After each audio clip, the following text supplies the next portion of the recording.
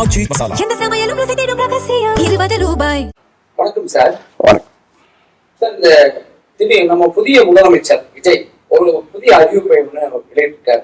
TASMAC park தமிழ்நாட்டில் வந்து டாஸ்மாக் கடைகள் 717 கடைகளை உடனடியா மூடணும்னு சொல்லி ஒரு அறிவிப்பு கொடுத்திருக்காரு. இது எப்படி பாக்குறீங்க சார்? இதோடைய சூழல் எப்படி இருக்குன்னு பாக்குறீங்க? தமிழ்நாட்டினுடைய முதலமைச்சராக பொறுப்பேற்றிருக்கக்கூடிய திரு ஜோசப் விஜய் அவர்களுடைய இந்த அறிவிப்பு ஒரு வரவேற்கத்தக்க அறிவிப்பு. அதை முதல்ல அது அவருக்கான வாழ்த்துக்களையும் சொல்லிக்கிறோம். அதே நேரத்தில் இந்த அறிவிப்பில் பல முரண்பாடுகள் இருப்பதை நாம் இந்த நேரத்தில் அரசாங்கத்திற்கும் அவருடைய கவனத்திற்கும் எடுத்து செல்ல வேண்டியது ஒரு ஆர்வலர்கிற முறையில் என்னுடைய கடமை. 717 கடைகள் மூடுவதாக முதலமைச்சர் அறிவிச்சிருக்காங்க. அதில் எதன் பேரில், எதன் அடிப்படையில், எந்த ஆய்வின் அடிப்படையில் இதை பண்ணினாங்க அப்படிங்கிறதுல நிறைய வினாக்கள் உண்டு. இதில் பார்த்திங்கன்னா அரசாங்க சில்லறை மதுபான கடைகளை மூடுவதாக தான் அறிவிச்சிருக்காங்க. அதே நேரத்தில் அதை இன்றைக்கி 1/2 கிலோமீட்டர் ஏற்கனவே மாநகராட்சி நகராட்சி அதை அப்படிங்கிற நகர்ப்புறங்களில் 50 மீட்டர் தூரத்தில் இருக்கக்கூடிய கோயில்கள், பள்ளிக்கூடங்கள் இதுகளோட 50 மீட்டர் தூரத்தில் இருக்கக்கூடிய சில்லறை மதுபான கடைகளை வைக்கக்கூடாதுங்கிறது தான் ரூல்ஸ். ஆக்சுவலாக கிராமப்புறத்தில் 100 மீட்டர் அந்த தொலைவு 100 மீட்டராக மாற்றப்பட்டிருந்தது. இது ஆல்ரெடி அதனுடைய ரூல்ஸ்லேயே இருக்குது. இப்போ ஏற்கனவே அரசாங்கம் திமுக அரசாங்கம் அமைஞ்ச போதும் 500 கடைகளை இதே போல் அறிவிப்புகளை வெளியிட்டாங்க. அதன் பிறப்பு அவங்க கடைகளே மூடலை, தொடர்ந்து இருந்தது. இந்த சமயத்தில் 717 கடைகள் அப்படிங்கிற மூடுவது அப்படிங்கிறது பார்த்திங்கன்னா இது ஒரு எளிதான வெளியே பார்க்கும்போது ஒரு அறிவிப்பாக தெரியும். ஆனால் இது அரசாங்கத்திற்கு ஒரு பெரும் வருவாய் இழப்பை உருவாக்கும் என்பதில் எந்த மாற்று கருத்தும் இல்லை. இன்றைக்கி இந்த அரசாங்கம் இயங்குவதில் மிகப்பெரிய பங்கு டாஸ்மாகினுடைய வருமானம் அப்படிங்கிறது மிகப்பெரிய பங்கு. இன்றைக்கி முழுசாக மதுவிலக்கை இங்கே கொண்டு வர முடியுமா அப்படிங்கிறதுல நிறைய வினாக்கள் உண்டு.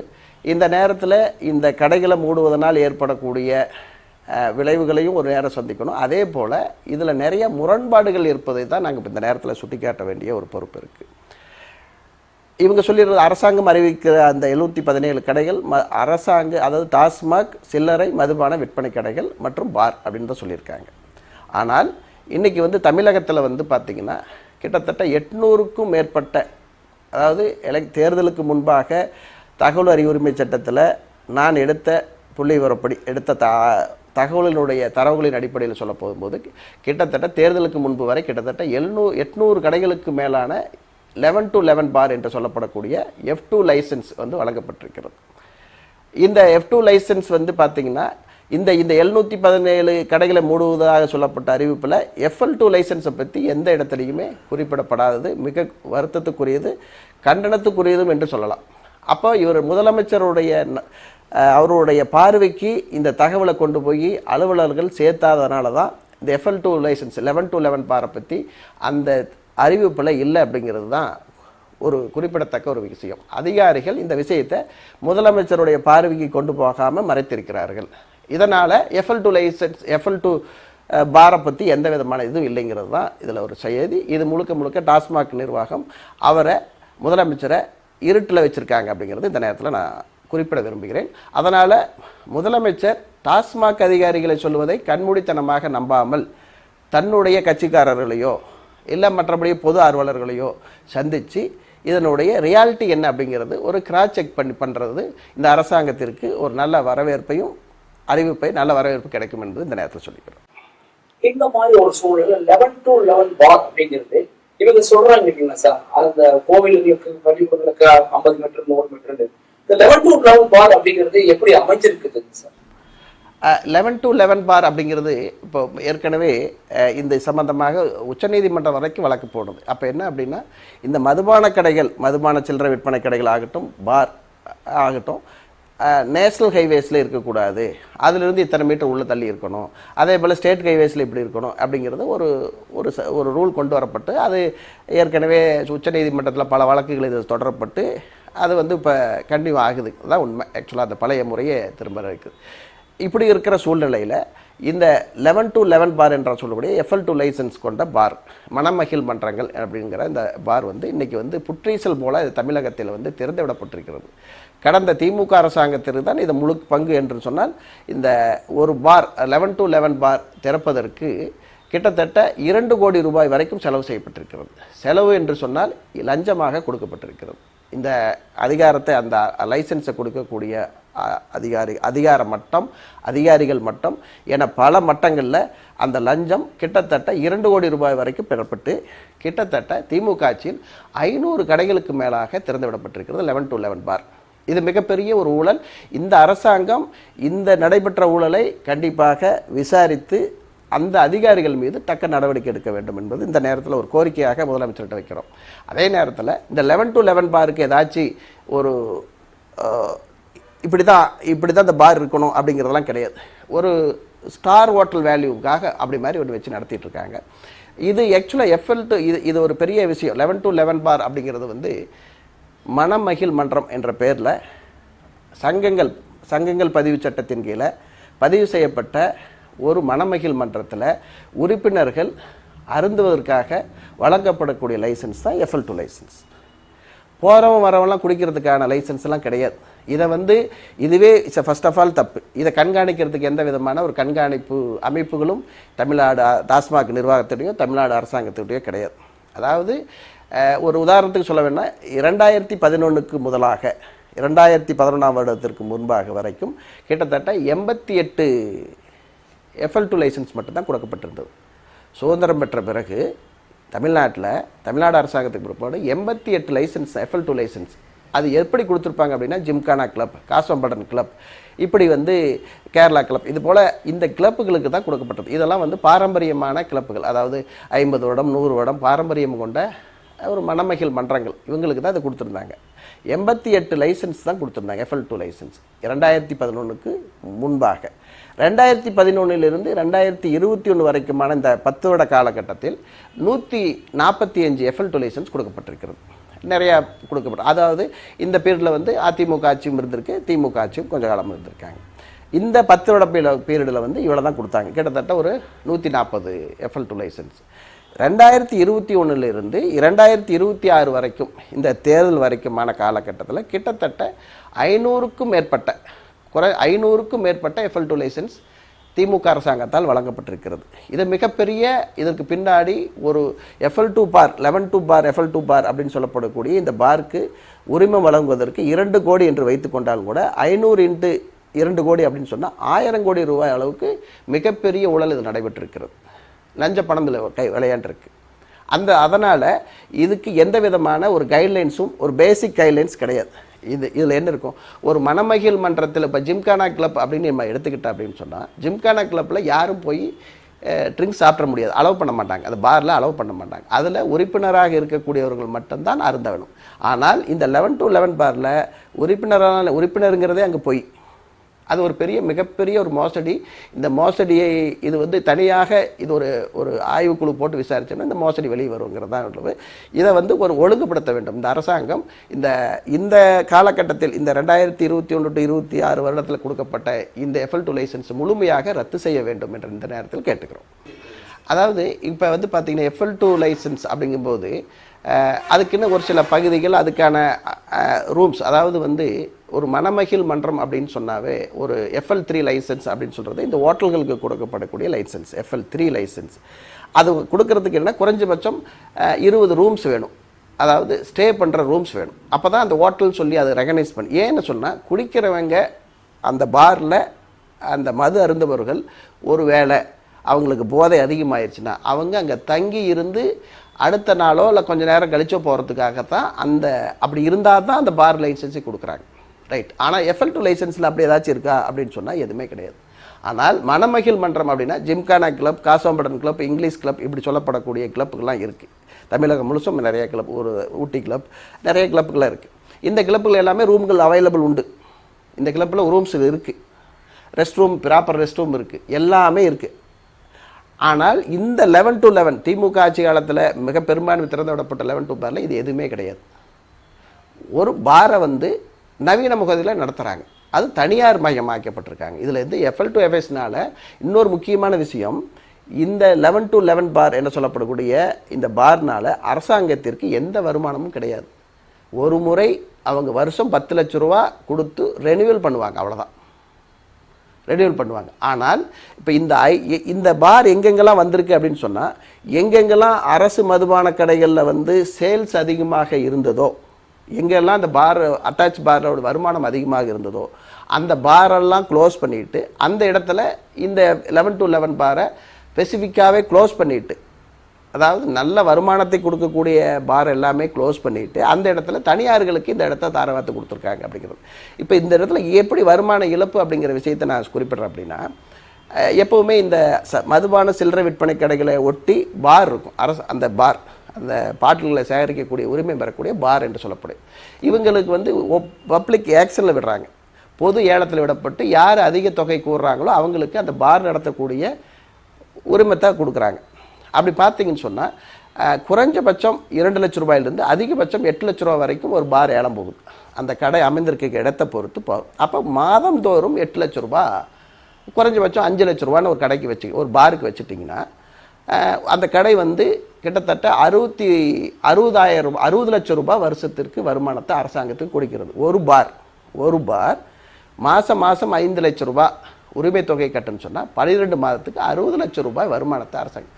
அப்படி பார்த்தீங்கன்னு சொன்னால் 500 × 60 லட்ச ரூபான்னு போட்டிங்கன்னா எத்தனை கிட்டத்தட்ட 300 கோடி ரூபாய்க்கு வந்து வருமானத்தை அரசாங்கத்துக்கு கொடுக்கிறது.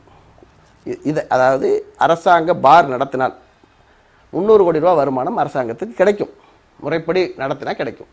ஆனால் இதே இந்த FL to FL லைசன்ஸ் கொடுத்துறது போகும்போது வருஷத்துக்கு ஒரு தடவை தான் அவங்க 10 லட்ச ரூபா கட்டுறாங்க, ரெனிவல் புதுப்பிக்கக்கூடிய தொகை. அப்படின்னு வேறு எந்த வருமானமும் அரசாங்கத்திற்கு இந்த FL to FL பார்னால் வரவே இல்லை. அப்படி பார்த்தீங்கன்னா 500 × 10 லட்சம் சொன்னால் கிட்டத்தட்ட 50 கோடி கூட வருமானம் வராது இந்த ரெனிவல் தொகையினால். அப்போ கிட்டத்தட்ட 250 கோடி ரூபா அரசாங்கத்திற்கு வருமான இழப்பு ஏற்படுகிறது.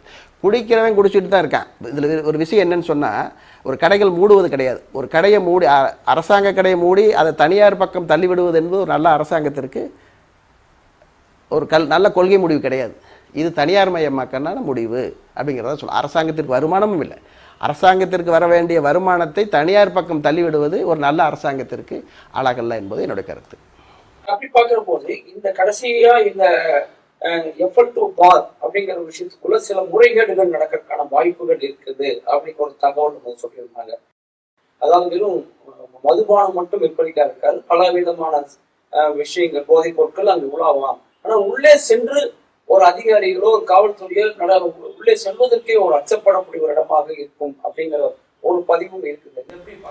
உண்மைதான், இது நீங்கள் சொல்கிற ஒரு விஷயம் உண்மை. இதுக்கு வந்து அந்த காலத்து, அதாவது ஒரு முந்தைய காலங்களில் ஒரு காலகாலமாக பல வருடங்களாக இயங்கக்கூடிய ஒரு சில பாரம்பரியமிக்க கிளப்புகள்லாம் வந்து இந்த முறைகேடுகள் நடக்கிறதுக்கு அதுக்கான ஒரு அசோசியேஷன் இருக்குது, அதுக்கான சங்கம் தலைவர் இருக்காங்க, செயலாளர் இருக்காங்க, அதுக்கு ஒரு கமிட்டி இருக்குது, அது கண்காணிக்கிறாங்க, இது இருந்தது. ஆனால் இந்த மணமகிழ் மன்றம் அப்படிங்கிறதே என்ன அப்படின்னு சொன்னால், இந்த ஒவ்வொரு மணமகிழ் மன்றமும் சங்கங்கள் பதிவாளர்கள் சங்கங்கள் பதிவு சட்டத்தின் கீழ் பதிவு செய்யப்பட வேண்டும் அப்படிங்கிறது ஒரு ரூல்ஸ்.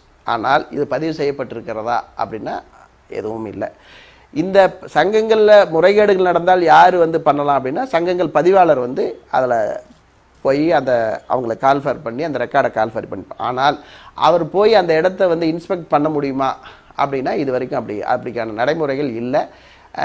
அதே போல் மதுவிலக்கு தடுப்பு பிரிவுன்னு ஒன்று இருக்குது, இவங்க போய் பண்ணலாம். ஆனால் எத்தனை பேர் இதை பண்ணுறாங்க அப்படின்னு சொன்னால் பண்ண மாட்டாங்க. ஏன்னா இந்த FL to லைசன்ஸ் நடத்துகிறவங்க எல்லாமே ஆளுங்கட்சிக்கு ஆதரவாளராக தான் இருப்பாங்க ஒழிய இல்லை அரசியல் பிரமுகர்களாக தான் இருக்காங்க. இவங்க எல்லாருமே போலீஸோட காவல்துறையோட இணைஞ்சிருக்கக்கூடியவங்களாக தான் இருக்காங்க. அதனால் எந்த அதிகாரியும் தைரியமாக அந்த இடத்துக்கு போய் சென்று அங்கே என்னென்னலாம் முறைகேடுகள் நடக்கு, என்னென்னலாம் தவறுகள் நடக்கு அப்படின்னு சுட்டி காட்ட முடியுமா, இல்லை வந்து ஆய்வு நடத்த முடியுமா அப்படின்னா அது 100% சாத்தியம் இல்லாத ஒன்று. அது மட்டும் இல்லாமல் இப்போ ஒரு போதை அப்படிங்கிறது வந்து பல விதத்தில் பதமற்றிருக்கு. மது அருந்துவது மட்டும் போதை இல்லை, கஞ்சா பழக்கமாகட்டும், கொகைன் போன்ற போதை, இது மாதிரி நிறைய வஸ்துக்கள் புதுசாக வந்திருக்கு, நிறைய வந்துக்கிட்டே இருக்குது. அந்த இடத்துல அது பரிமாற்றம் செய்வதற்கான வாய்ப்புகளும் நிறைய இருக்குது. ஏன்னா அங்கே வந்து எது வேணுமாலும் நடக்கும். ஏன்னா குடிக்கிறவங்க மட்டும் தான் அங்கே வரான், போதையில் இருக்கிறவங்க மட்டும் தான் வரான். அதனால் ஒரு பொருளை வந்து கைமாற்றி கொடுக்கறது நம்ம எளிதான ஒரு விஷயமாகும். இதெல்லாம் எப்படி கண்காணிக்கிறது அப்படிங்கிறது எந்த விதமான ஒரு நடைமுறையும் வழிகாட்டு நெறிமுறைகளும் அரசாங்கத்தால் வகுக்கப்படவில்லை. ஒரு லைசன்ஸ் கொடுத்துருவாங்க, ஒரே ஒரு பக்கம் ஒரு அப்ளிகேஷன் ஃபார்ம், அவன் எழுதி கொடுக்குறதான் அதில் தகவல். அதை வச்சு ஒரு லைசன்ஸ் கொடுக்குறாங்க. காசு வாங்கிட்டு கொடுத்ததுனால தான் இந்த பிரச்சனைகள். இதுக்கு ஈவன் நார்மலாக ஒரு லைசன்ஸ் வாங்கணும் அப்படின்னா 1008 ஃபார்மாலிட்டிஸ் கேட்கக்கூடிய ஒரு அரசாங்கம் ஏன் இந்த எஃப்எல்2 லைசன்ஸில் வந்து அவங்களோட விவரங்கள்லாம் கேட்கல? எழுதி கொடுக்குறாங்க. எத்தனை மொத்த மெம்பர்கள் 500 மெம்பர்னு எழுதுறான். 500 மெம்பருக்கான எந்த ரெஜிஸ்டர் இருக்கா, ரெஜிஸ்ட்ரேஷன் சர்டிஃபிகேட் இருக்கா, எதுவுமே கிடையாது. நீங்கள் அதை ஆய்வு பண்ணீங்க. நான் பண்ணின வகையில் அப்படி ஒரே சிங்கிள் ஃபார்மில் தான் அவங்க லைசன்ஸை கொடுத்துருக்காங்க. இது வந்து மிக மிக முறைகேடு. இது வந்து நிச்சயமாக நாளை வந்து அந்த இடத்துல ஒரு எஃப்எல் 11 to 11 பார் என்று சொல்லப்படக்கூடிய இடம் மிகப்பெரிய ஒரு போதைப் பொருட்கள் பரிமாற்றம் செய்யக்கூடிய ஒரு ஹப்பாக மாறுவதற்கான சாத்தியக்கூறுகள் அதிகம். இந்த அரசாங்கம் இப்போவே இதில் தலையிட்டு இந்த எஃப்எல்2 லைசன்ஸ் கொடுக்கப்பட்ட முழுக்கமாக ரத்து செய்துவிட்டு இதற்கான நடைமுறைகளை, ஏன்னா 2003 இவங்க அதிமுக பொதுச்செயலாளர் அந்த இருந்த அதிமுக அரசாங்கம், ஜெயலலிதா தலைமையிலான அரசாங்கம், இந்த மதுபானம் விற்கக்கூடிய வருமானம் தனியார்களுக்கு சென்று கொண்டிருக்கிறது, அது அரசாங்க கஜானாவுக்கு கொண்டு வர வேண்டும் என்ற ஒரு கருத்தின் அடிப்படையில் தான் டாஸ்மாக் சில்லறை மதுபான விற்பனை கடைகளை நம்ம கொண்டு வந்தாங்க.